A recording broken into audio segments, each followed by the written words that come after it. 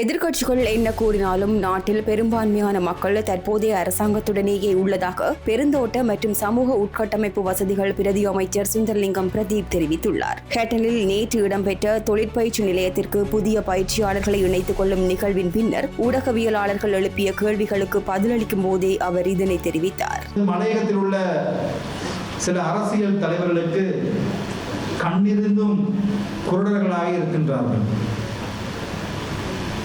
எங்கே வீடுகள் கட்டப்பட்டது என்று கேட்கின்றார்கள். தயவு செய்து வாருங்கள், கட்டப்பட்ட வீடுகளையும் கட்டி மக்களுக்கு கையளிக்கப்பட்ட வீடுகளையும் நாங்கள் காட்டுகின்றோம்.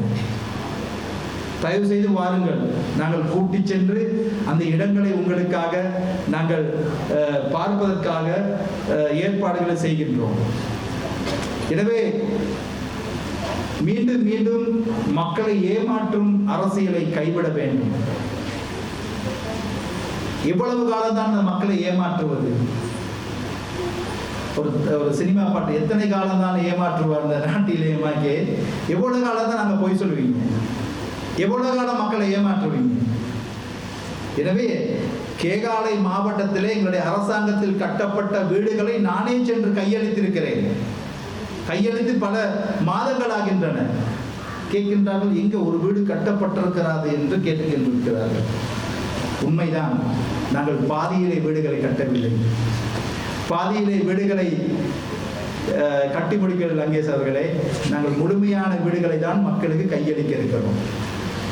எனவே அந்த செயல்பாடுகள் சரியான முறையிலும் நடைபெற்று கொண்டிருக்கிறது. எனவே யார் என்ன சொன்னாலும், என்ன விமர்சனங்களை முன்வைத்தாலும், அண்மையிலே சிபிஐ நிறுவனம் ஒரு ஆய்வு அறிக்கையை முன்வைத்திருந்தது. அந்த ஆய்வு அறிக்கையிலே இந்த அரசாங்கத்திற்கு மக்களுடைய ஆதரவு எவ்வாறு என்பதை பற்றி ஒரு முழுமையான ஆய்வு செய்திருக்கிறார்கள்.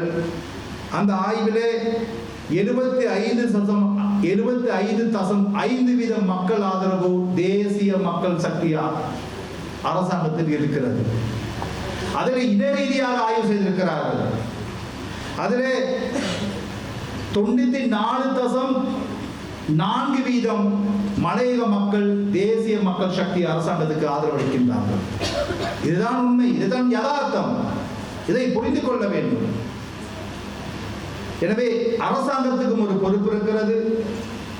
இந்த மக்களுக்காக, இந்த மக்களுடைய பிரச்சனைகளை தீர்ப்பதற்கு காத்திரமான நடவடிக்கைகளை முன்னெடுக்க வேண்டும். அதற்காக நாங்கள் பல்வேறுபட்ட நடவடிக்கைகளை நாங்கள் முன்னெடுத்து வருகிறோம். அதில் ஒன்றுதான் நாங்கள் இன்னும் நம்புவது, திட்டமாக நம்புவது, மலையகத்தின் மாற்றம் எமது பிரதி கல்வி பணிப்பாளர் அவர்களே, கல்வியில் மாத்திரம் தான் தங்கி இருக்கிறது. அதை நாங்கள் திடமாக நம்புகிறோம். எனவே நாங்கள் பல சுற்று பேச்சுவார்த்தையை மலையக கல்வியிலே காணப்படுகின்ற 22 பிரச்சனைகள் தொடர்பாக எமது கல்வி அமைச்சர் பிரதமருடன் நாங்கள் பாராளுமன்ற கட்டிட தொகுதியிலே பேச்சுவார்த்தை நடாத்தி இருக்கிறோம். அதிலே மிக முக்கியமான பிரச்சனை தான் எங்கள் வீடுகளுக்கு காணி உரிமை இல்லாத போன்றுதான் எங்களுடைய பாடசாலைகளுக்கும் இன்னும் காணி உரிமை இல்லாமல் இருக்கிறோம். இன்றுமே நிறைய பாடசாலைகளுக்கு காணி ஒப்பு கிடைக்கவில்லை. எனவே அனைத்து மலையக பாடசாலைகளுக்கும் காணி உரிமை வழங்குவதற்காக மிக விரைவிலே அமைச்சரவை பத்திரம் தயார் செய்து நிறைவேற்றப்பட இருக்கு என்பதை மகிழ்ச்சியான செய்தியும் நான் உங்களுக்கு கூறிக்கொண்டிருக்கிறேன். எங்களுக்கு மிகப்பெரிய ஒரு செயல்பாடாக நாங்கள் இதை நினைக்கின்றோம். அது மாத்திரம் அல்ல, இன்று பட்டதாரிகள் எமது சமூகத்தை பொறுத்தவரையிலே அதிகமான பட்டதாரிகள் இன்று உருவாகி கொண்டிருக்கிறார்கள். அந்த பட்டதாரிகளை இந்த சமூகத்தினுடைய பாடசாலைகள் நியமித்து எமது ஆசிரியர் பற்றாக்குறையை நிவர்த்தி செய்வதற்கும் நாங்கள் நடவடிக்கை எடுத்து வருகிறோம். அதே போல எமது மலையக பிரதேசத்திலே, தூர பிரதேசங்களிலே பாடசாலைகள் இருக்கின்றன. அந்த பாடசாலைகளுக்கு செல்லும் பாதைகள் கரடு முரடாகவும் சில குறுக்கு வீதிகளாகவும் தான் இருக்கின்றன. மாணவர்களின் போக்குவரத்து மிகவும் சிரமப்படுகிறார்கள். விசேட வேலை திட்டத்துக்கு அமைய இந்த மலையக பாடசாலைகளுடைய வீதிகள்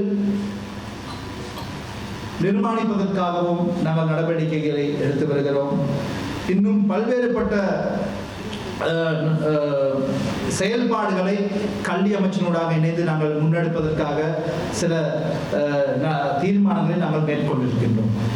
அதே போலதான் எங்களுடைய ஜனாதிபதி அவர்கள் விசேடமாக உங்களுக்கு தெரியும், இந்த பெருந்தோட்ட கம்பெனிகள் அண்மை காலமாக விரும்பத்தகாத சில செயல்பாடுகளை தொழிலாளருக்கு எதிராக மேற்கொண்டு வருகிறார்கள். எனவே அவர்கள் ஒன்றை புரிந்து கொள்ள வேண்டும், இந்த நிலம் அரசுக்குரியது, இந்த நிலம் மக்களுக்குரியது. எனவே சில முக்கிய தீர்மானங்களை, சில முக்கிய நடவடிக்கைகளை எங்களுடைய அரசாங்கம் மேற்கொள்ள இருக்கிறது. இதனூடாக எங்களுடைய மக்களுடைய அதிகாரத்தை நிச்சயமாக நாங்கள் பாதுகாப்போம், மக்களை நாங்கள் பாதுகாப்போம் என்பதையும் நான் கூறிக்கொள்ள விரும்புகிறேன்.